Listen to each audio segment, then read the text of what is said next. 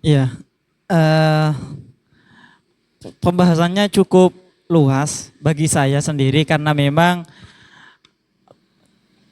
kajian yang tahun kemarin itu tidak ikut seperti itu. Sehingga kayaknya perlu adanya pengulangan terkait dengan bagaimana sejarahnya karena saya berpikiran tadi agak sedikit ambigu penjelasannya. Karena memang dari yang politis dan politik ini menjadi landasan Marxisme, menjadi landasan postmarxisme, kan seperti itu. Adanya postmarxisme ini adalah adanya tanggapan untuk Marxisme itu sendiri, kan seperti itu kan. Nah, lantas kalau menjadi tanggapan ataupun respon ataupun kritik dari adanya Marxisme, tujuannya Marxisme itu kalau setahu saya terkait dengan sejarahnya itu adalah memperjuangkan hak-hak para buruh. Sehingga di situ para kaum kapitalis di situ tidak semena-mena. Perlu adanya kesetaraan, perlu adanya humanismenya seperti itu. Sehingga adanya teori dari Karl Marx itu sendiri memperjuangkan hak-hak seorang buruh. Sehingga pada tahun 1940 46 1940 46 itu Marxisme itu lahir seperti itu. Nah, barulah di sini dilahirnya adalah pasca Marxisme atau post Marxisme, lahir pada 1970 atau 71. Ini adalah merevisi terkait dengan teorinya Karl Marx yang Marxisme menjadi tanggapan atau kritisi dari Marxisme itu sendiri. Lantas apa yang menjadi kritisasi, apa yang menjadi kritisi dari post Marxisme itu sendiri? Seperti apa kira-kira? Karena saya nggak paham adanya yang politis dan politik itu memang terkait dengan pengertian kontekstualnya saja kan, tapi korelasinya dengan adanya Marxisme itu sendiri saya belum paham seperti itu. Terima kasih. Baik, cek cek cek. Eh, berbicara ber- berbicara tentang Ernest Laclau ya. Jadi saya rasa memang Laclau ini memposisikan dirinya itu sebagai tokoh post Marxis karena memang Laclau ini banyak mengevaluasi dari berjalannya pemikiran-pemikiran Marxisme ya. Dan memang yang paling nampak menurut saya itu bagaimana Laclau ini mengevaluasi tentang berbagai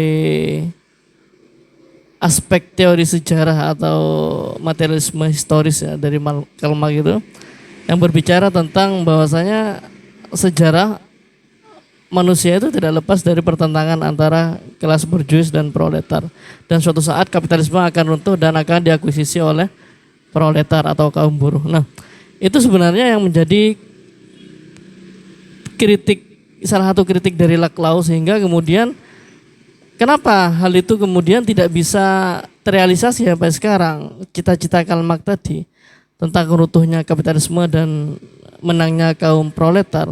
Karena memang salah satu hal yang menjadi tidak bisa berkutiknya Marxisme atau cita-cita Marxisme itu adalah banyaknya muncul-muncul gersos-gersos baru ya, gerakan sosial baru yang memang sebenarnya tidak hanya pada tahun 2024 saja. Saya rasa berbicara masalah gersos baru ini kita sudah telat karena memang gerakan sosial baru itu sudah muncul sebelum tahun 2000-an itu malah ya.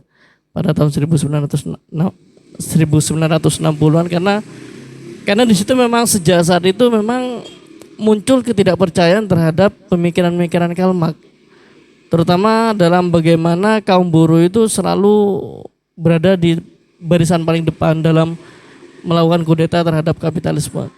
Karena sejak munculnya gerakan sosial baru, menurut saya kita juga sama-sama merasa hari ini ya bahwasanya tidak semua aksi demonstrasi penolakan kerja yang ramai itu tidak selalu diinisiasi oleh kaum buruh. Tapi sekarang itu banyak inisiasi demikian itu berasal dari peran-peran selain buruh. Seperti halnya kaum mahasiswa, kaum aktivis lingkungan, aktivis gender, dan lain sebagainya. Dan ini merupakan salah satu bentuk dari gerakan sosial baru. Ini yang kemudian kata saya yang saya maksud gerakan sosial baru ini yang menjadi fenomena nyata runtuhnya dari Karl Marx. Bahwasanya pemikiran Karl Marx ini sudah tidak berlaku lagi pada era posmo ini. Dan saya juga ingin berikan sedikit tanggapannya. Ternyata kalau kita telusuri lebih mendalam lagi, keruntuhan teori Karl Marx ini bisa ada kaitannya dengan munculnya era baru posmo. Jadi memang kerap kali ketika ada kritikan terhadap pemikiran Marxisme, ini muncul dari kalangan posmo karena memang secara periodisasi, secara periodik pemikiran Marxisme ini sudah usang dan itu sudah tidak relate lagi dengan periode sekarang posmo. Jadi maka dari itu saya mengatakan bahwasanya memang salah satu bentuk kegagalan Marxisme ini pada era sekarang itu adalah dengan munculnya postmodernisme itu. Jadi itu sedikit catatan aja dari saya ya, bukan pertanyaan.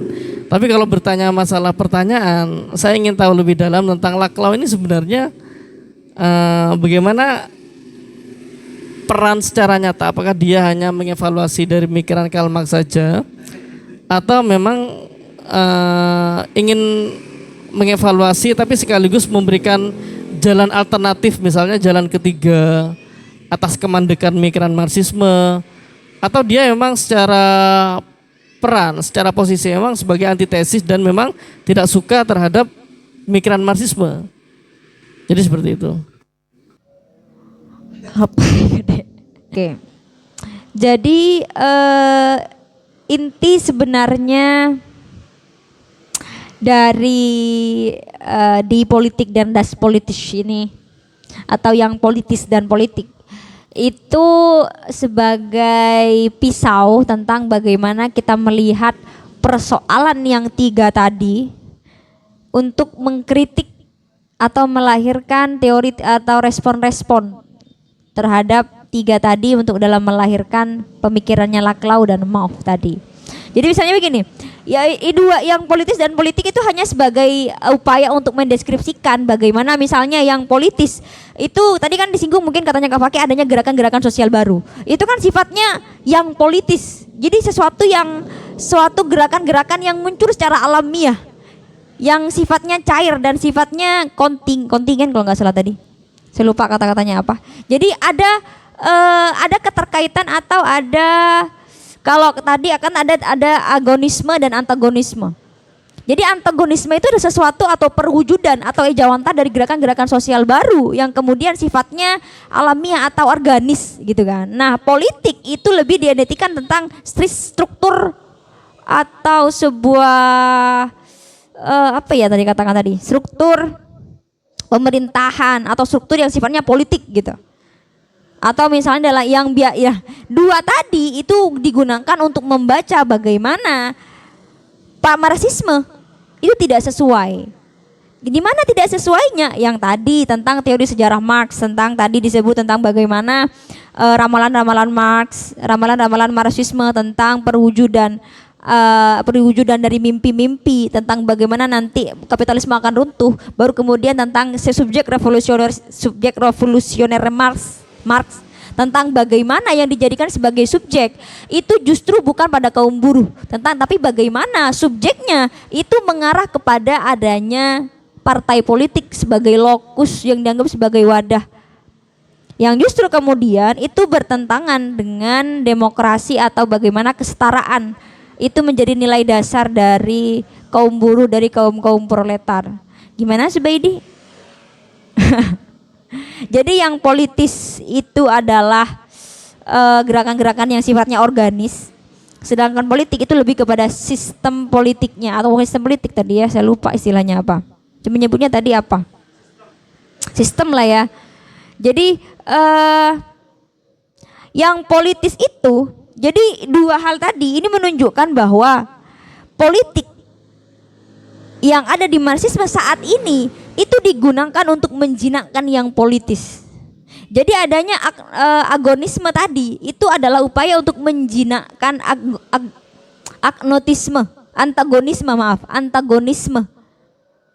Itu yang dikritik yang menjadi landasan dari pasca Marxisme. Kalau ditanya secara spesifik, kalau spesifiknya tentang bagaimana adanya partai politik atau komunitas-komunitas dianggap sebagai wadah kaum buruh, itu justru tidak berada di garda terdepan. Nah, misalnya yang seharusnya demokratis justru otoriter. Itu kan otoritarianisme dan totalitarianisme itu khas politik yang ini, yang justru itu digunakan sebagai senjata untuk meredam atau menjinakkan yang politis tadi. Yang saya pahami seperti itu sih. Sebenarnya itu hanya tentang istilah aja untuk memudahkan bagaimana menggambarkan gerakan-gerakan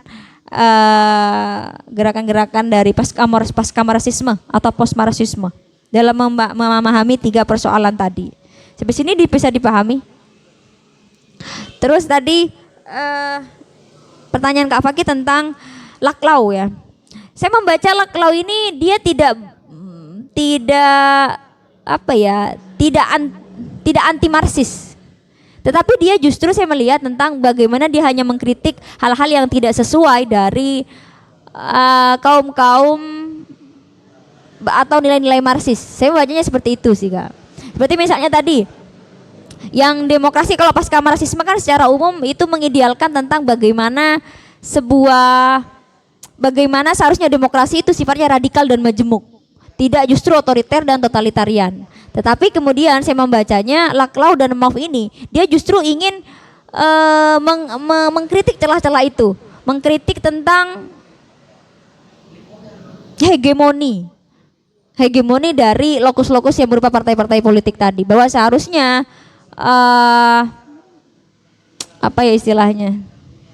Marxisme tidak lagi sesuai dengan atau keluar dari tracknya, istilahnya seperti itu. Kalau tawaran yang nyatanya saya belum membaca sampai situ, atau memang saya belum menemukan, atau memang sebenarnya tidak ada gerakan-gerakan atau yang sifatnya praktis dari Laclau dan Mauve dalam mengkritik Marxisme. Saya hanya lihatnya sebagai respon aja sih. Saya lihatnya sebagai kritik aja tentang bagaimana Marxisme itu sudah keluar dari tracknya, bagaimana Marxisme itu sudah tidak sesuai dengan ramalan-ramalannya. Dia hanya melihat bahwa ramalan-ramalan itu hanya sebagai ilusi-ilusi saja, bagaimana itu hanya memberikan imajinasi kepada kaum buruh dan lain sebagainya. Saya bacanya seperti itu sih Kak, Laclau dan Mauve itu. Tidak sejauh sebagai sebuah ideologi atau gerakan nyata, tapi hanya sebatas pemikiran aja. Itu sih Kak. Mungkin ada tanggapan Kak atau Subaidi atau Nanang?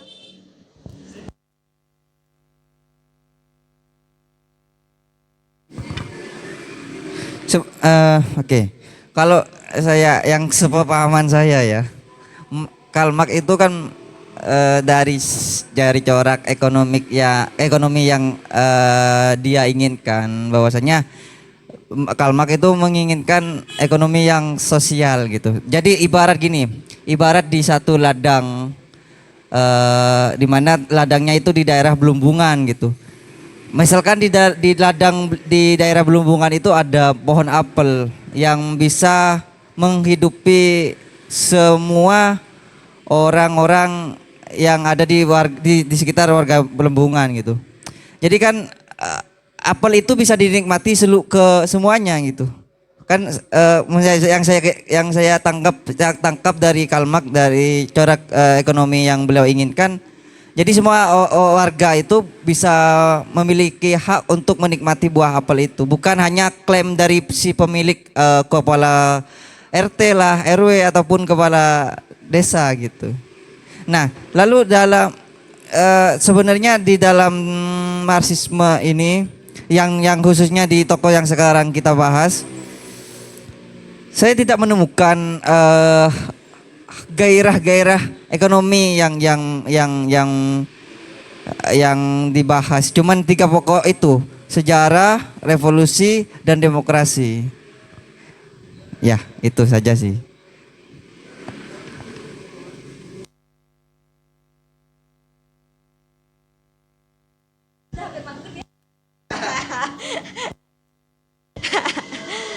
Apa tadi? gerakan-gerakan ekonomi dari Laclau dan Move ya.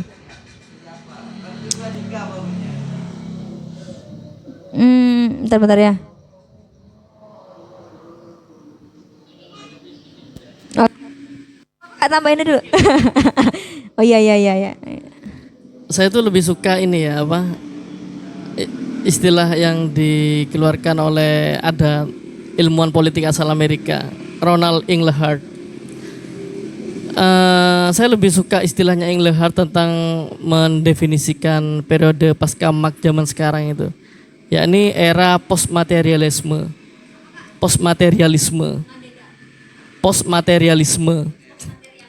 Jadi postmaterialisme ini memang sekarang itu kebutuhan masyarakat memang secara primer memang ekonomi. Tapi dalam ekonomi, tapi kebutuhan ekonomi ini hanya sebagai kebutuhan domestik. Tapi tidak sampai kepada kebutuhan yang dibentuk secara aksi kolektif di permukaan. Jadi kita lihat di mana kasus-kasus demonstrasi populisme Islam. Apakah itu dasar ekonomi? Tidak. Kita melihat ada aksi apa ya, seperti penuntutan KUHP gitu. Apakah itu atas dasar ekonomi? Tidak. Jadi itu yang saya mengatakan bahwasanya fase sekarang sebagai postmaterialisme itu lebih cocok daripada untuk menggantikan peran Marxisme itu. Jadi saya rasa itu. Ya, sedikit karena memang saya belum mendalami terkait dengan teori Marxisme itu sendiri, belum pernah baca-baca, cuman dari segi diskusi dan kajian-kajian lumayan seperti itu. Lantas saya ada sedikit ambigu ketika melihat barusan itu segitiga kapitalisme itu. Jadi apa sebenarnya yang dituntut oleh Karl Marx ini dulu pas 1840? Apa yang dituntut? Sedangkan memang ketika seseorang buruh ketika itu bekerja bekerja terutama perindustrian, maka sistemnya gaji.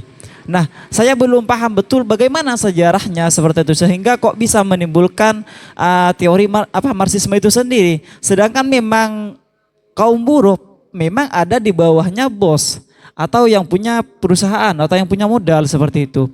Pastinya sudah seperti itu. Lantas sosialisme seperti apa yang diinginkan oleh Karl Marx ini? Apakah merata? Tidak mungkin.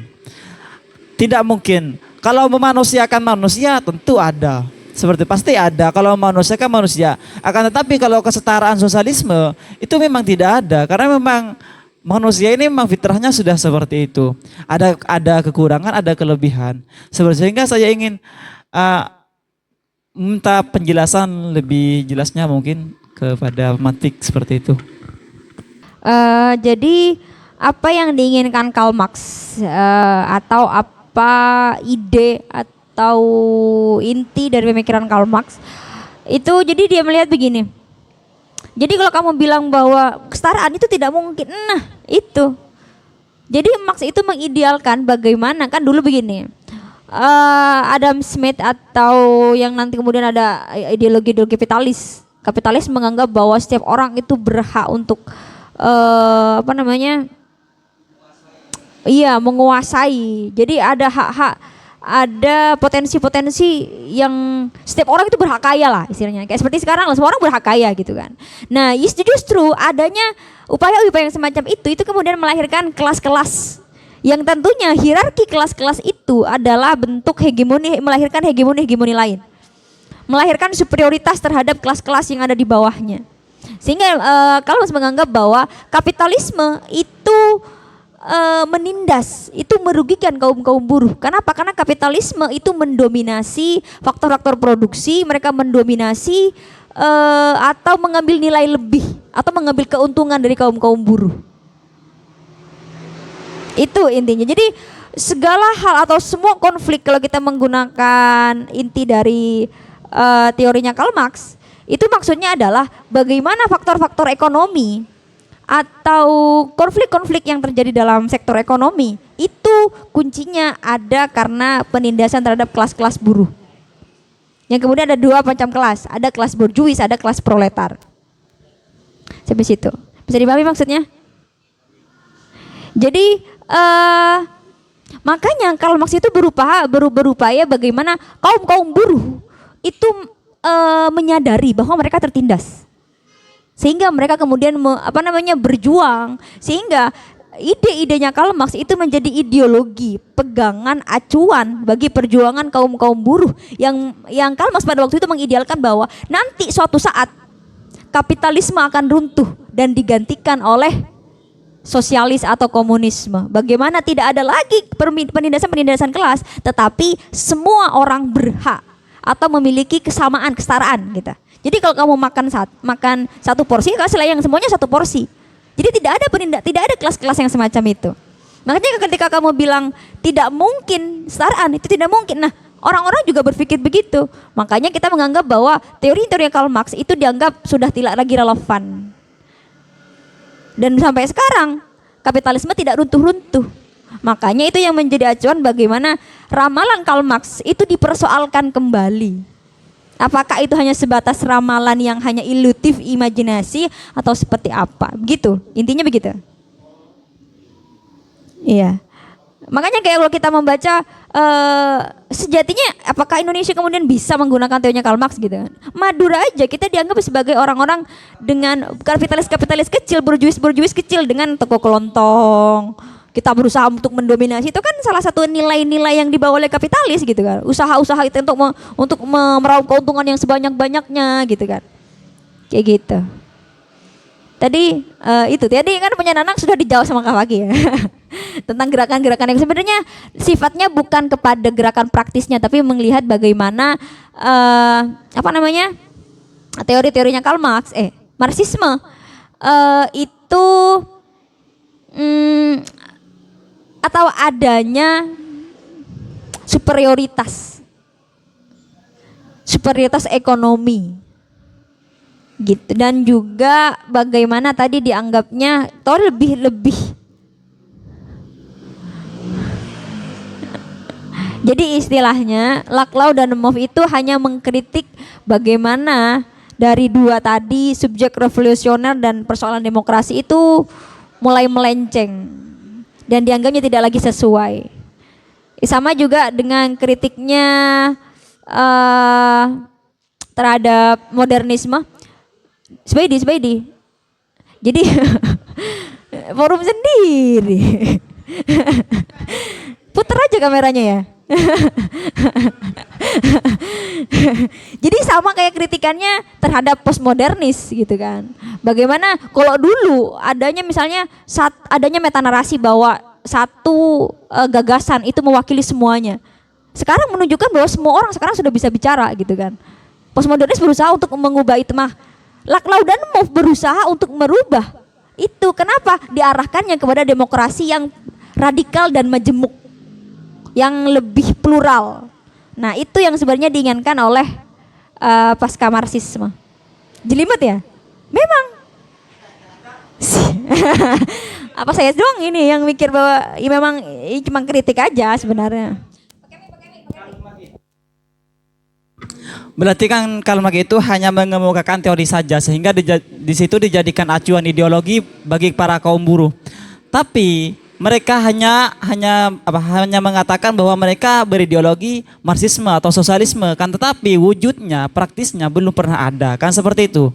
Nah, sehingga sampai sekarang pun kapitalisme itu tetap merajalela karena memang saya itu yang sedikit ambigu dari tadi. Kapitalisme ini memang tidak akan pernah selesai, tidak akan pernah berhenti dan tidak akan pernah usang, akan terus berjalan seperti itu karena memang ini semacam disesuaikan dengan fitrah kemanusiaannya. Cuma ada poin satu bagi saya, solusi ya. Menurut saya solusi dari kapitalisme itu sendiri, kalau memang sosialisme itu tidak bisa diwujudkan, maka solusinya humanismenya saja yang harus ditekankan, sehingga di situ ketika manusia mempunyai sifat humanisme, maka dia cenderung memanusiakan manusia, sehingga adanya kapitalisme itu tidak terlalu merajalela. Kenapa? Dikarenakan ada rasa humanismenya di situ. Gimana menurut tanggapan Matik kalau seperti itu? Halo, Subaidi. Apa nyampe pertanyaan lagi, Bro? Kenapa kapitalis tidak runtuh-runtuh?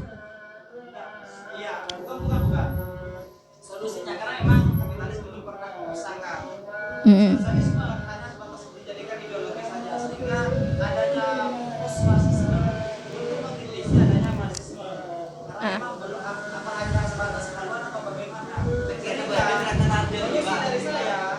Mm.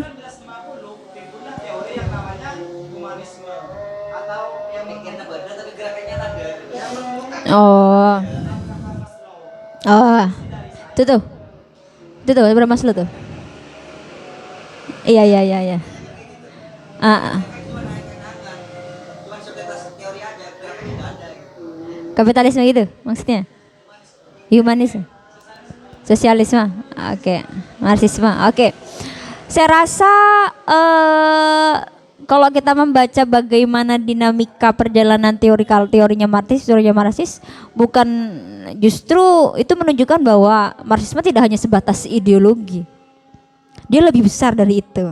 Tentang bagaimana misalnya mungkin yang paling jelas bagaimana kita melihat Soviet lah bagi komunismenya. Jadi ada kan Stalin, kita akan mendengar beberapa tokoh Stalin, Lenin, bagaimana dalam sebuah ideologi ketika menjadi sebuah partai, bagaimana dia kemudian memimpin sebuah negara, memimpin sebuah kelompok, itu tidak menjadi sesuatu gerakan-gerakan yang hanya sebatas ideologis, tapi lebih dari itu.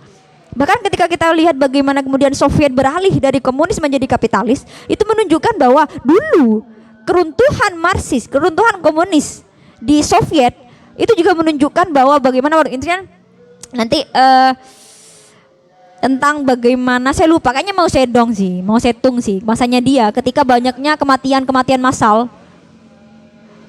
bagaimana Mao Zedong itu menanggung dosa-dosa karena kematian kaum-kaum yang dianggap harus mengikuti dari paham-paham komunis gitu. Jadi hal-hal semacam itu menunjukkan bahwa Karl Marx itu hampir menjadi nabi. Nah itu dia, silakan kamu baca nanti, sederhananya baca Soviet lah. Gak usah terlalu baca bagaimana dengan negara-negara lain itu menggunakan teori-teorinya Marxis. Tapi bagaimana Soviet, Marxis ini hampir berabad-abad ideologinya digunakan sebagai sampai sekarang masih ada beberapa negara yang menggunakan paham komunis.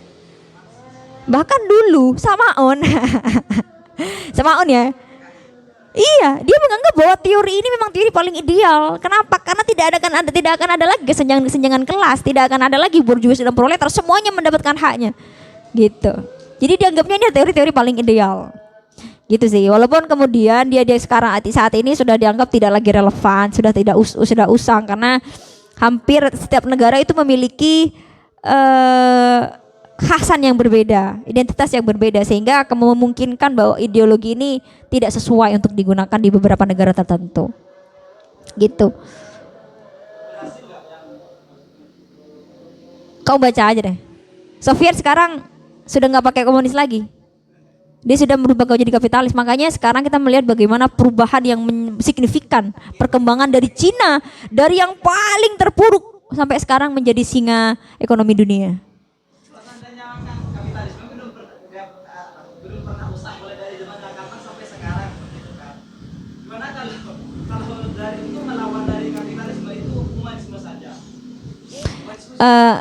Gini. Kamu tadi bicara tentang Abraham Maslow ya. Dalam teorinya Maslow itu justru menunjukkan bahwa setiap orang itu memiliki kecenderungan untuk menumpuk harta, gitu kan. Kecenderungan untuk mengaktualisasi diri dan lain sebagainya, gitu kan. Terus hoki kapi. Pengen kaya semua, gitu kan. Itu justru bertentangan dengan teorinya Karl Marx. Orang Madura maunya kaya semua, gitu kan. Kita semua berbondong-bondong untuk menjadi orang kaya, Superman.